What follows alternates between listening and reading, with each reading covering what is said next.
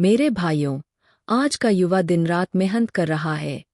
कोई सरकारी नौकरी के लिए घिस रहा है, कोई बिजनेस चमकाने के लिए अपनी रातें काली कर रहा है, तो कोई अपने करियर को बनाने के लिए अपनी पूरी जवानी झोंक चुका है। लेकिन जब सालों की तपस्या के बाद भी नतीजा शून्य मिलता है, तो भीतर से इंसान पूरी तरह टूट जाता है। मन में आता है कि सब कुछ छोड़ दें, किस्मत ही खराब है। लेकिन मेरे भाई, जरा आंखें बंद करो और हिमालय की उस बर्फीली चोटी पर बैठे देवों के देव महादेव का ध्यान करो। सनातन धर्म के इतिहास की वो सबसे बड़ी घटना याद करो, समुद्र मंथन।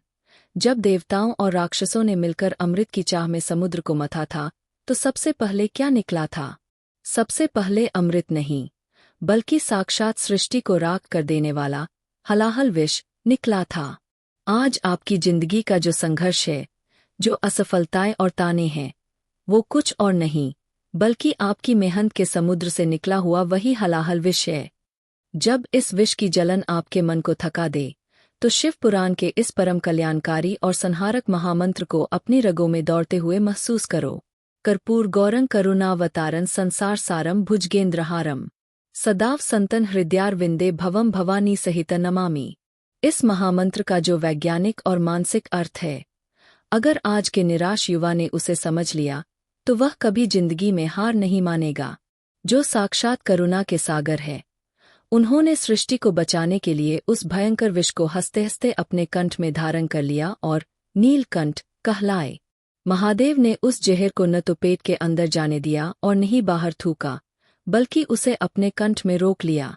कलयुग के योद्धा के लिए इसका सबसे बड़ा प्रैक्टिकल नियम यही है, कंठ में विष को रोकना सीखो। जब आपको असफलता का जहर पीना पड़ता है, तो उस जहर को अपने ऊपर हावी मत होने दो।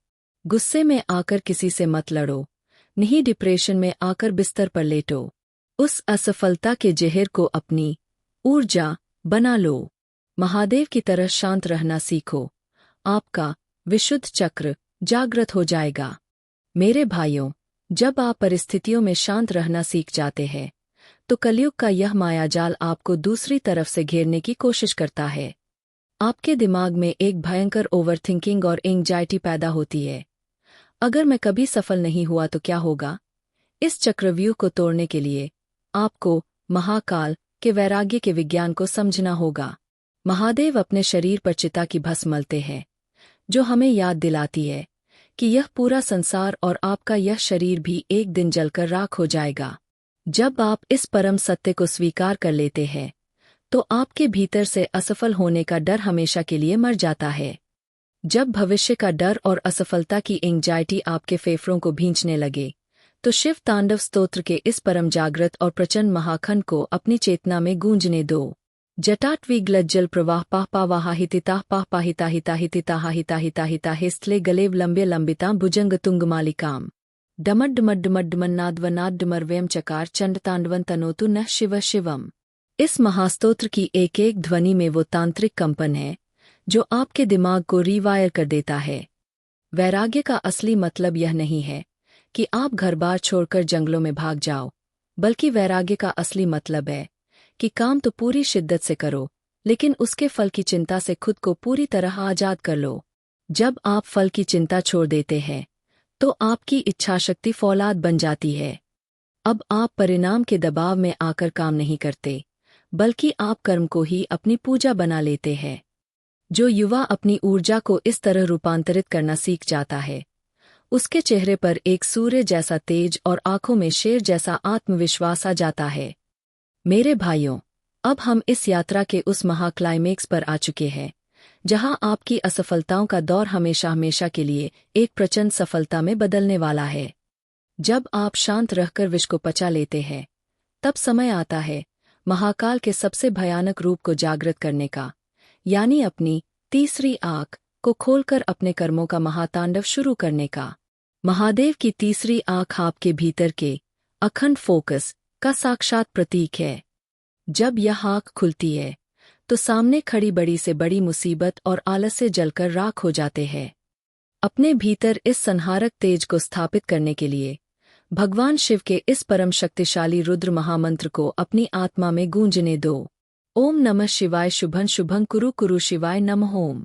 यह मंत्र आपके भीतर की हर नकारात्मक ऊर्जा को एक प्रचंड सकारात्मक शौर्य में बदल देता है। महादेव का तांडव हमें सिखाता है कि जब शांत रहने का समय पूरा हो जाए तो अपने कर्मों में इतनी रफ्तार और इतनी ताकत ले आओ कि पूरी दुनिया देखकर दंग रह जाए। जब कलयुग का कोई युवा लगातार अपनी असफलताओं से सीखकर बिना रुके, बिना थके, रोज सुबह शाम अपने लक्ष्य पर प्रहार करता है, तो वो अपने मैदान का महाकाल बन जाता है। आपका हर एक कदम और मेहनत का हर एक घंटा साक्षात शिव के तांडव की तरह प्रचंड हो जाता है। तो मेरे प्यारे भाइयों, कलयुग के इस डिप्रेशन को चीरने वाली यह रोंगटे खड़े कर देने वाली गाथा आपको कैसी लगी? कमेंट बॉक्स में पूरी ताकत से हर हर महादेव की गूंज उठा देना। वीडियो को एक प्यारा सा लाइक देकर अपने भाइयों के साथ शेयर करना और सनातन धर्म के ऐसे ही रहस्यों से जुड़े रहने के लिए आपके अपने चैनल स्टोरी नॉट सैड को अभी सब्सक्राइब कर लीजिए। मिलते हैं कल एक और खूंखार गाथा के साथ। तब तक के लिए शांत रहें, विष को पचाएं और अपने कर्मों से तांडव रचें। जय महाकाल।